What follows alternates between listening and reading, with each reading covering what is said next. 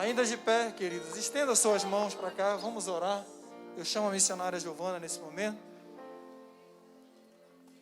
Essa é minha namorada, minha esposa, a mãe de 7 filhos, 3, né, amor? Estenda suas mãos. Tenho certeza que Deus vai usar a sua filha para falar aos nossos corações. Estenda suas mãos para cá.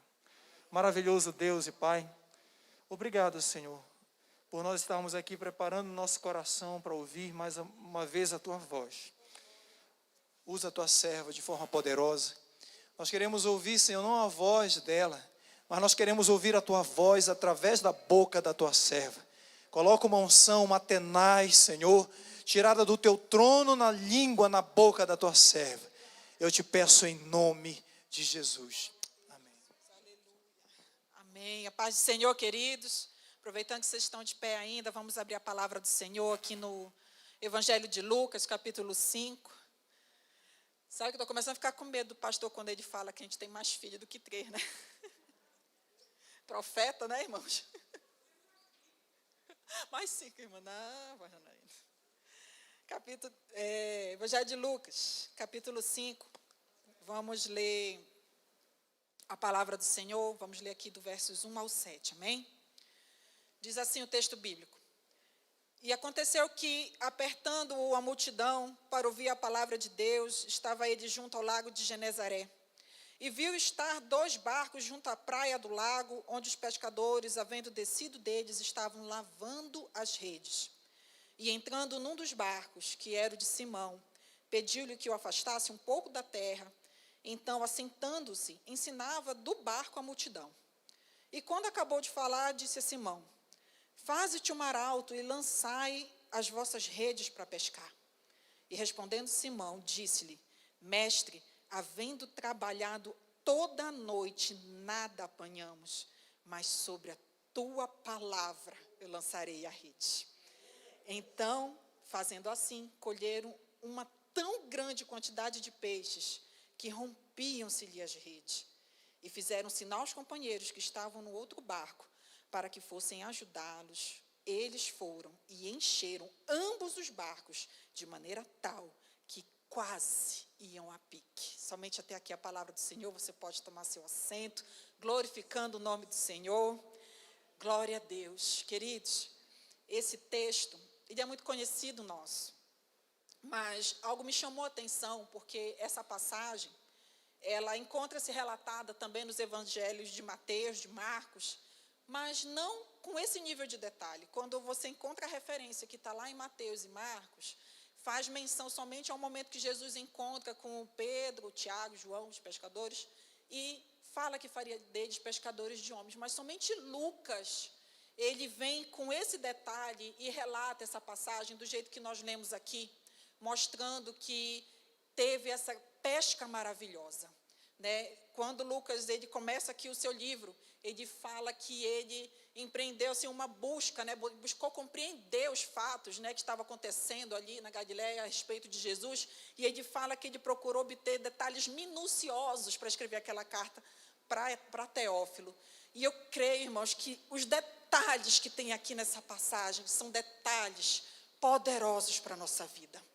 Hoje, se nós fôssemos falar de tudo que esse texto tem, nós íamos passar horas aqui. Eu acredito que o que o Senhor colocou no meu coração para nós falarmos nessa noite não é nem metade do que esse texto tem para expor. Mas eu tenho a convicção que é exatamente aquilo que o Senhor tem para esta noite. Porque eu confesso para vocês que eu tinha outra palavra preparada. Quando o pastor tinha me convidado para pregar, né, nesta noite, eu já tinha uma outra mensagem. Mas na semana passada, no sábado pela manhã, quando nós estávamos aqui na consagração, estava acompanhando pelo Instagram, e as irmãs começaram a cantar aquele louvor que faz menção desse barco. O Senhor falou desse texto aqui, que fala, né, dessa passagem. O Senhor falou muito forte no meu coração, dizendo: é sobre isso que você vai ministrar na semana que vem. E eu creio muito nesta palavra. Glória a Jesus por isso. Mas então, como nós lemos aqui, Jesus, ele vinha passando ali naquela praia, próximo ao lago de Genezaré, e, como sempre, aquela costumeira multidão estava ali apertando Jesus, né? E chega dado momento da história que Jesus e a multidão se deparam com Pedro, Tiago, João, não são todos meus filhos não, tá, irmãos? Eu só compartilhando, já que o pastor fez a brincadeira dos filhos, né? Nós temos a Duda, que é a mais velha, de 10 anos, e temos o Pedro e o João. Só que a diferença de idade deles é bem pouquinha, né?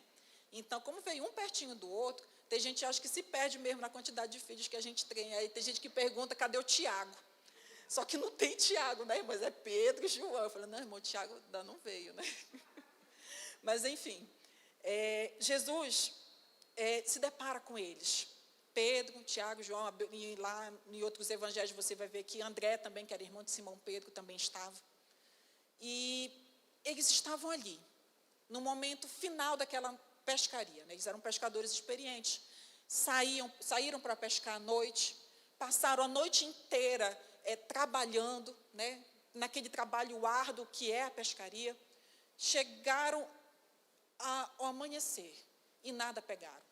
Já estavam ali naquela fase, já tinham descido do barco, já estavam ali tirando a sujeira da rede, porque a rede ela fica muito suja, né? Vai pegando ali aqueles galhos, resto de algas, enfim. Tinha de tudo naquela rede, irmão, menos peixe, menos o que eles precisavam, menos o que eles tinham ido atrás, o que era necessário para o sustento da família deles, que aquela era a profissão deles. E então Jesus vê eles ali, se encontra com eles, ele entra no barco de Simão Pedro e pede assim, Simão, afasta o barco assim um pouquinho, arreda, né, como a gente fala lá em Belém, arreda aqui um pouquinho, para que eu possa ensinar aqui o povo. Já a multidão estava apertando Jesus, ele precisava de um pouquinho mais de espaço. Então, ele entrou ali naquele barco, pediu para que Simão afastasse, e Simão, prontamente, a gente vê aqui na palavra do Senhor, que Simão atende aquele pedido do Senhor. E aqui, nesse momento, queridos, tem o primeiro detalhe que eu gostaria que nós prestássemos atenção nessa noite. Simão, ele não perguntou nada.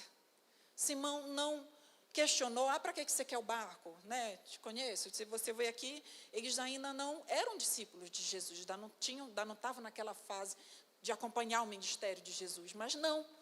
Jesus entrou no barco, pediu que ele afastasse, e ele prontamente atendeu o pedido do mestre. E aí eu pergunto para você nessa noite, queridos, o quanto que você, que aí isso serve para mim também, o quanto que nós temos colocado as nossas coisas à disposição do mestre. Nós vemos aqui que essa passagem fala de uma pesca maravilhosa, uma colheita muito grande, mas antes de que ela acontecesse, teve um momento de oferta, teve um momento em que Simão entregou aquele barco ao serviço do reino de Deus. E eu pergunto para você, como é que está sendo a sua entrega para o serviço do reino de Deus? Como é que você tem colocado o seu coração, eu falo agora de generosidade diante de Deus? Irmã Giovana, você está falando de oferta, está falando de dinheiro hoje? Estou sim, irmãos, mas também estou falando de outros recursos, estou falando dos seus bens, estou falando do seu tempo. O que é que você tem colocado a serviço do reino de Deus? Queridos, dízimo é ordenança.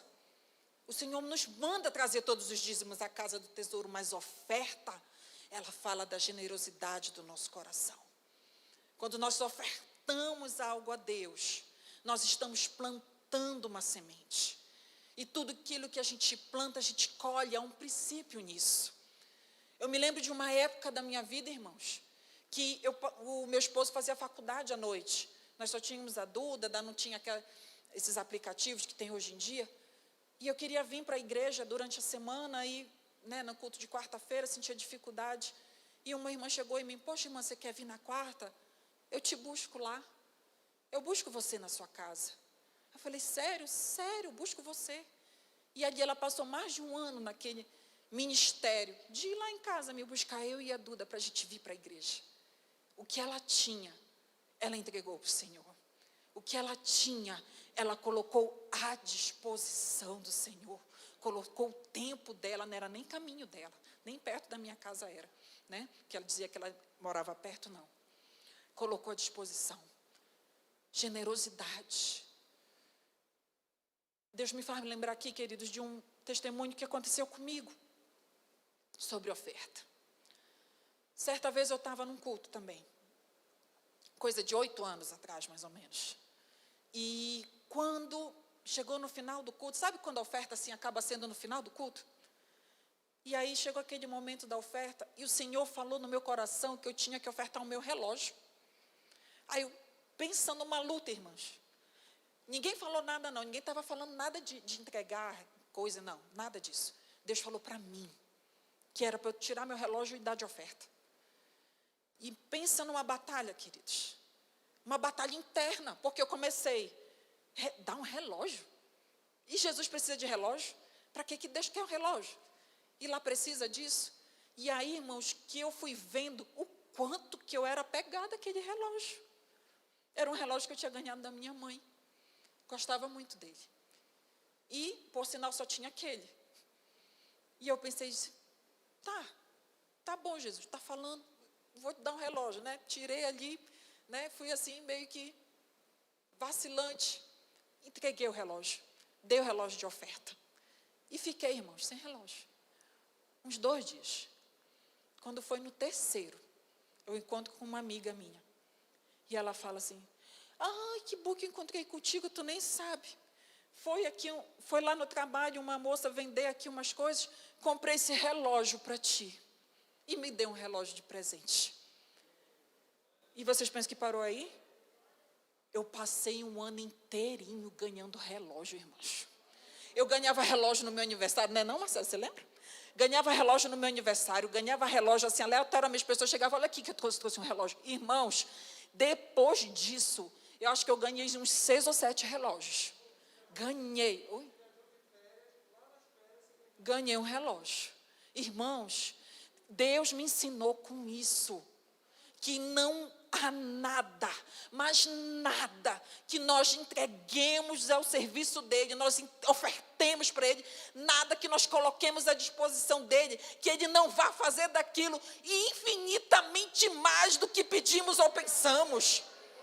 Não há nada. Coração generoso.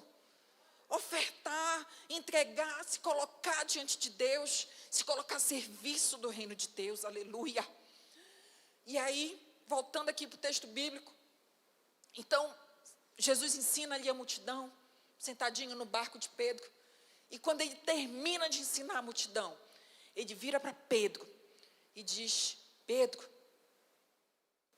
lança-te ao mar alto, vai lá para o mar alto, e lança tuas redes de novo.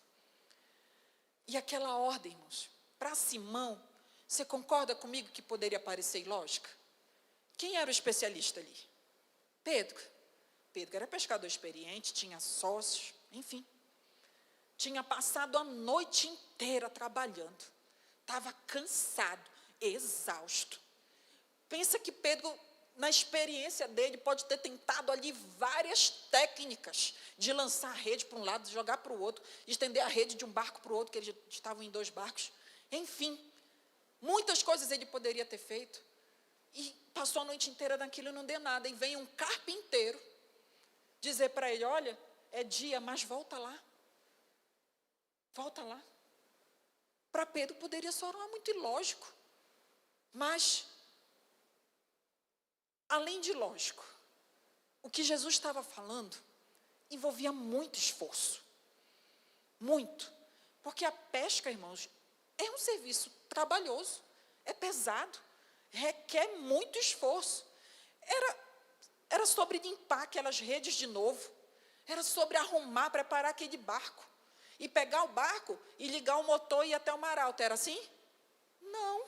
Naquela época tinha motor, não. Como é que ele ia para lá? Era no remo. Era para voltar para o mar alto, remando, para alguém que passou a noite inteira trabalhando, em claro, estava cansado, exausto. O que isso representa? Muito esforço. Muito esforço. E às vezes a gente está assim, que nem Pedro, cansado. A gente se vê diante de situações, se vê diante de circunstâncias, que a gente se vê cansado. Já tentou uma coisa, já tentou outra, foi para um lado, foi para o outro.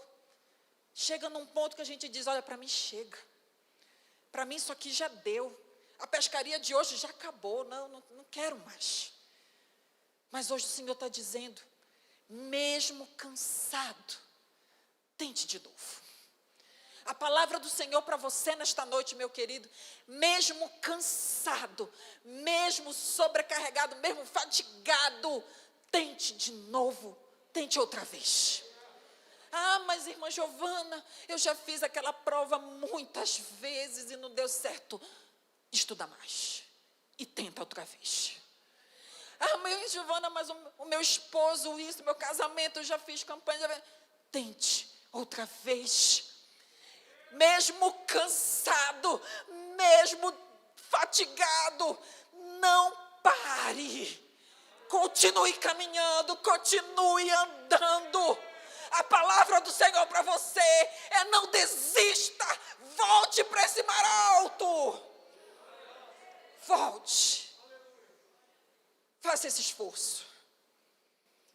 Só tem que quando a gente vê esforço envolvido, muitas vezes a gente não quer. Porque a gente é uma geração fast food. A gente gosta de comida pronta, congelada. Ninguém gosta de cozinhar mais, de preparar alimento, de descascar legumes, não. A gente gosta de tudo pronto. A gente gosta de coisa rápida, de passar ali e comprar. A gente não gosta de consertar nada. A gente gosta assim, quebrou, tá bom, joga fora, eu compro outro. Só tem que a gente acaba imprimindo essa mesma efemeridade para coisas que são valiosíssimas, como as promessas que Deus fez para você. A gente acaba imprimindo essa mesma efemeridade para coisas que são primorosas, que são únicas, como nossos relacionamentos, o nosso casamento, a nossa família, nossos filhos, aquilo que Deus colocou no nosso coração, e não pode ser assim. Vocês não concordam comigo que se Jesus quisesse, ele podia dizer assim: Pedro, joga daqui mesmo a rede. E Jesus não podia encher aquela rede de peixe? Podia ou não podia? Podia, mas ele fez assim? Não. Ele mandou Simão remar. Volta para o mar alto, vai lá, começa a remar, Simão. Começa a te esforçar, Simão. Entenda que terra prometida é conquistada no esforço. Ei, Josué, eu sou contigo, somente esforça-te, tem bom ânimo, e tu farás esse povo herdar a terra que a seus pais eu havia lhe prometido. Tu farás. Segredo do texto, quem aqui ia lutar e se esforçar? Era Josué. Então comece a remar, meu querido. Comece a se esforçar. Mas tenha em mente que só uma remada não vai te levar à linha de chegada, não. Não vai. Para você chegar lá, no alvo, no destino, na conquista, você tem que remar várias vezes. Uma remada só te dá só um impulso, te empurra só para frente. Mas para você chegar lá, tem que ser remada atrás de remada, esforço atrás de esforço, luta atrás de luta, vitória atrás de vitória. É uma atrás da outra. É persistência. Aleluia. E às vezes a gente está quase chegando e desiste. Pensa que se fosse por aqueles 10 espias, lembra? Mandaram os 12 lá, espiar a terra prometida. 10 voltaram de lá: olha, não dá não. A terra é boa, mas o povo lá é muito grande, não dá para a gente não. Se dependesse daqueles 10, eles tinham passado 40 anos no deserto e ainda estavam por lá, se duvidasse. Porque eles iam parar ali. Mas Josué e Caleb disseram: não, nós vamos subir a terra porque o Senhor nos prometeu. Aleluia. Para quem não sabe, o meu pai rema, sabe? Meu pai é remador, ele disputa os campeonatos por aí, brasileiro, sul-americano, mundial, é todo cheio das pompas. Aí teve um ano que o brasileiro foi aqui em Brasília. A gente só tinha a Dudinha nessa época. E aí a gente foi assistir ele lá no Lago Paranoá. E eu me lembro, né, que quando começou ali aquela prova que a gente estava assistindo, os barcos foram, né, tudo junto ali mais ou menos. E aí, quando começa a chegar perto da linha, o que eles fazem? Eles dão um gás. Eles fazem um esforço adicional. E aí, o meu pai ganhou aquela prova. Ele foi medalha de ouro. Quando ele chegou, que ele queria aquela medalha para quê? Para dar para Duda, que é a primeira neta dele, pensa num xodó. E aí ele chegou e deu aquela medalha para ela. E o parceiro dele, ele estava numa prova que era em dupla. O parceiro dele disse que ele lá, quando eles estavam os dois remando, lá na reta final, ele falava assim, 10 remadas para a netinha. Lembra disso, amor? 10 remadas para a netinha. Por quê? Porque eles estavam cansados. Eles estavam cansados já naquele percurso todo, mas para ganhar precisava ainda de um esforço adicional na reta final. Então você já caminhou um monte, está cansado, não é hora de você desistir não, é hora de imprimir um esforço adicional e conquistar aquilo que Deus tem preparado para ti. Aleluia, aleluia, aleluia. Mas quem é que vai remar, irmão? Quem é que vai remar? Eu. Você que vai remar. Jesus vira para Pedro e fala, Pedro, vai você para o mar alto e lança as redes. Pedro estava cansado, não estava? Ele podia ter virado para Jesus e falado assim, ó Senhor, olha, eu estou muito cansado, estou exausto. Mas tem um amigo meu que ele estava de folga, eu acho que se ele for vai dar certo. Pedro fez isso? Não fez. Pedro falou assim, não, Senhor, é para eu ir? Sob a tua palavra, eu irei. Pedro foi. Ele assumiu a responsabilidade. Irmão, sabe o que eu aprendo aqui? Que nós, eu e você, somos responsáveis pela construção dos nossos sonhos. Nós é que temos que lutar. Nós é que temos que remar. E sabe o que eu vejo? Muitas e muitas vezes, não foi nenhuma nem duas não, gente que às vezes chega com o pastor, chega assim, ai pastor, estou numa luta, irmã, então me conte, eu queria fazer um pedido, então faça irmã, o que você deseja?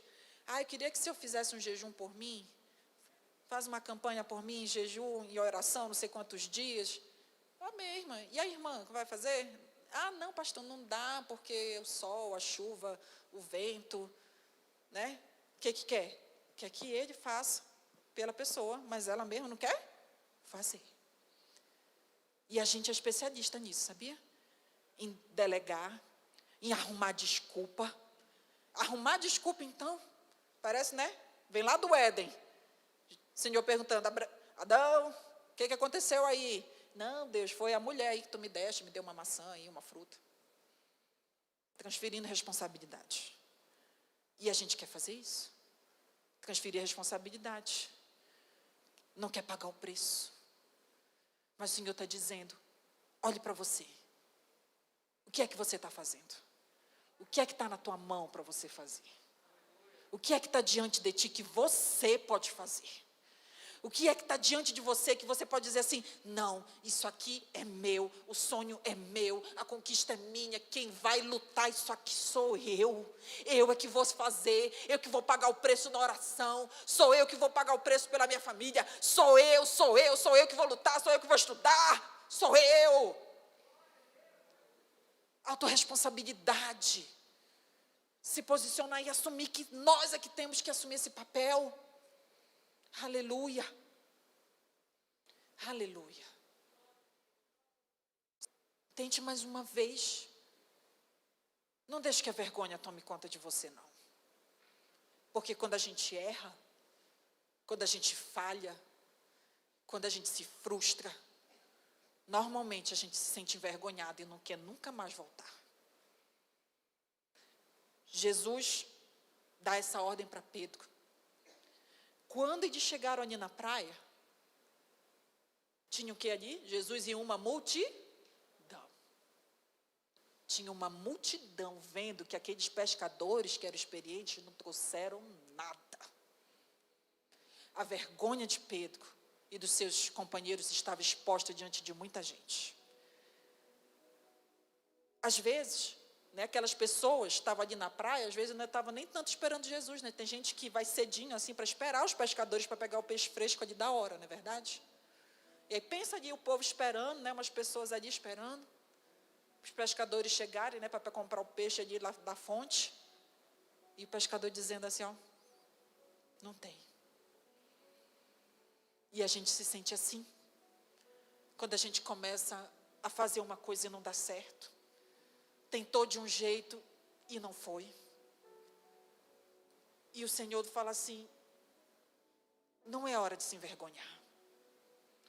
Não é hora de deixar que até a falta de humildade fale alto, porque às vezes a gente não é humilde para reconhecer que errou também.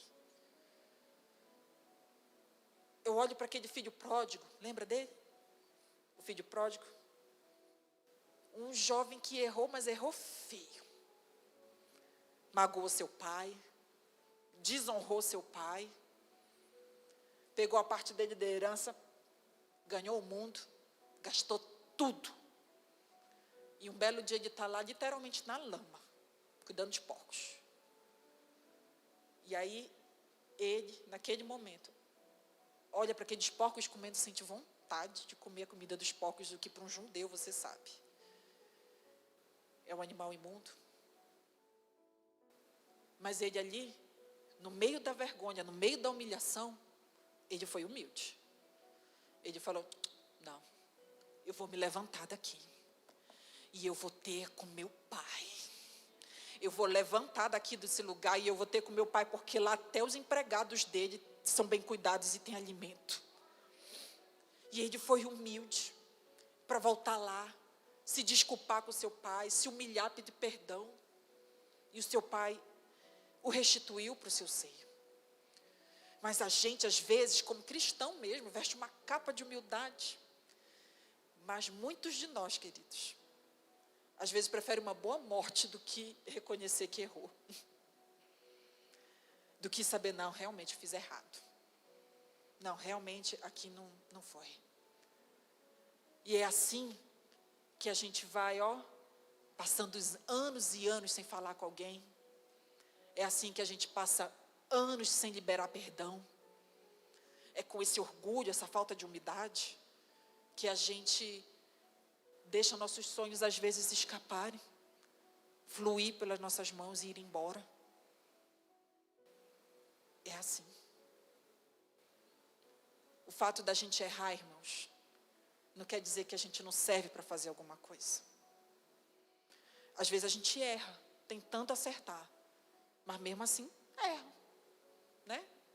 Você já com certeza deve ter visto um bebezinho aprender a andar, não viu? Começa ali engatinhando, um belo dia ele resolve ficar em pé, vai se escorando assim, né, nas coisas, e aí um dia ele resolve, né, se soltar, e vai dar aquele primeiro passinho, só que o primeiro passinho não sai não, ele vai e cai. O bebê para? O bebê não para, porque ele sabe que ele nasceu para andar. O bebê levanta, aleluia. O bebê levanta, se escora de novo, e de novo ele vai lá, tenta andar de novo. E isso ele faz, e faz, e faz. Às vezes é rapidinho, às vezes leva meses, mas uma hora ele anda. Se você, meu querido, já tentou, tem um forte desejo no seu coração, tem um plano, tem um sonho, mas já tentou, não deu certo, o Senhor diz para você nessa noite que isso não significa que você não nasceu para isso. O Senhor está trazendo à tua memória aquilo que é o teu coração manda, para onde o teu coração aponta. Para onde? O que você começou que não deu certo? Tente de novo. Rema mais um pouquinho. Se esforça mais um pouco. Não se envergonhe. Não fique pensando no que vão pensar. Já pensou se Pedro fosse pensar nisso? Se ele fosse dizer, não, e se eu for lá e voltar de novo sem peixe? O que essas pessoas vão falar de mim? Pedro não pensou nisso não, irmãos. E se pensou, nem levou em conta. Não fique olhando para o que os outros vão dizer. Somente caminhe. Somente caminhe. Somente comece. Somente persista naquilo que o Senhor colocou no seu coração. Agora, uma pergunta a gente precisa fazer quando a gente está em busca de um sonho, em busca de um objetivo. Uma pergunta. E essa pergunta é: será que Jesus está nesse barco? Será que Jesus está nesse objetivo? Será que você tem consagrado sua vida, Senhor? Tem consagrado os seus planos a Jesus? Apresentado diante dele aquilo que o seu coração tem ardido? Ou será que não? Você simplesmente está se deixando guiar ou em busca de um desejo enganoso do coração? Porque o nosso coração é enganoso sim, irmãos. O nosso coração se engana. Mas a resposta certa, ela vem dos lábios do Senhor. Quando você consagra ao Senhor os seus planos, eles dão certo. Mas Jesus precisa estar no barco. Jesus precisa estar à frente.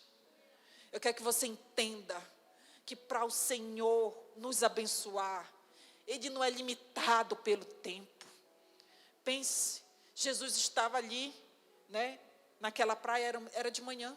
E Pedro tinha ido pescar à noite, que era o momento mais propício, não era não? Não é à noite que eles saem para pescar ali naquela região? Se eles tinham ido à noite, como eles sabiam que aquele era o melhor. E ele foi de noite. Passou a noite inteira lá, no momento mais propício, não pegou nada. E Jesus vem de dia e fala: Pedro, vai lá, joga as redes.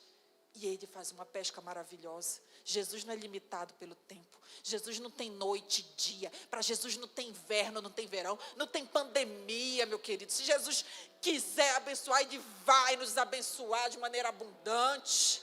Nós só precisamos saber se Ele está nesse barco. Nós só precisamos ter a convicção de que Ele liberou uma palavra para nós, porque a gente tem se falado aqui que a gente tem que se esforçar, mas não é pelo nosso muito esforço não que nós alcançamos uma coisa, é pela palavra liberada da boca do nosso Senhor, é pela palavra que Jesus liberou sobre a nossa vida, é essa palavra, a palavra dele, que é o verbo vivo que desceu do céu. Quando ele libera uma palavra sobre a tua vida, meu querido, somente esforça-te.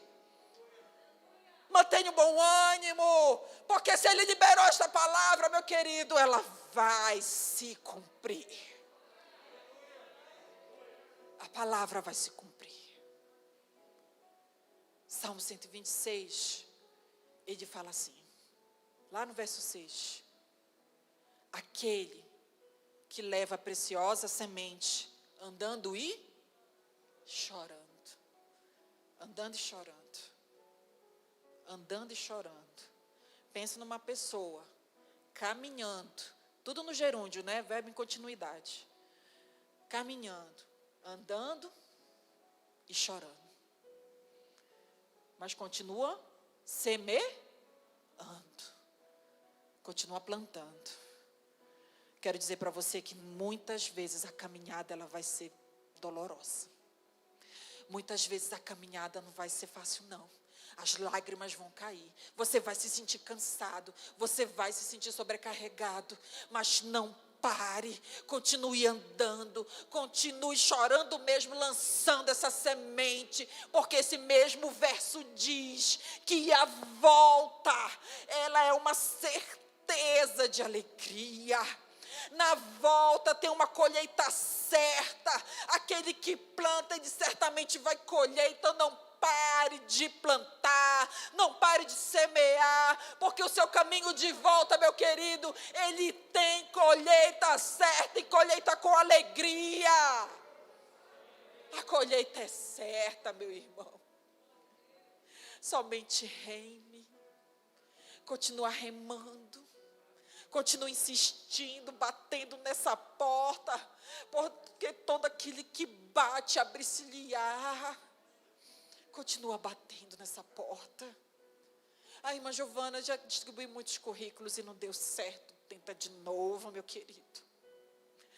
A irmã Giovana, já conversei muito com esse meu filho, não deu. Eu já cansei. Não desista daquilo que o Senhor te entregou de mais precioso. Tenta de novo e continua insistindo. Lembra do caminho de volta. Pedro, cansado e fatigado, remou de novo. Remou, se esforçou, foi até aquele mar alto. E quando ele lançou as redes, a Bíblia diz que foi tanto peixe, irmão. Tanto peixe que eu creio que é assim que vai ser na tua vida também, meu querido. Vai ser muito peixe nessa rede. Tanto peixe que você não vai conseguir nem trazer sozinho, vai ter que chamar a gente para te ajudar. A bênção de Deus é assim. Às vezes a gente recebe uma promessa de Deus e fica duvidando, fica entre um pensamento e outro. Mas será que vai ser bom? Será que vai... Meu querido, tudo que Deus faz é bom. Deus não nos dá nada pela metade. Deus não nos dá nada que não seja bom para nossas vidas, nada que não seja abundante. Tudo que Deus faz é bom. A bênção de Deus vai se estender sobre a tua vida e vai se estender sobre a vida daqueles que estiverem perto de você. Eu gostaria que você ficasse de pé nessa noite para nós orarmos. Nós vamos orar agora. Mas, antes disso, eu gostaria de saber se nessa noite tem alguém aqui na nossa igreja que gostaria de convidar Jesus para o seu barquinho. Você tem remado sozinho às vezes e tem se sentido cansado, mas Jesus diz que você não precisa andar só. Se tiver alguém nessa noite que gostaria de aceitar a Jesus como seu único suficiente,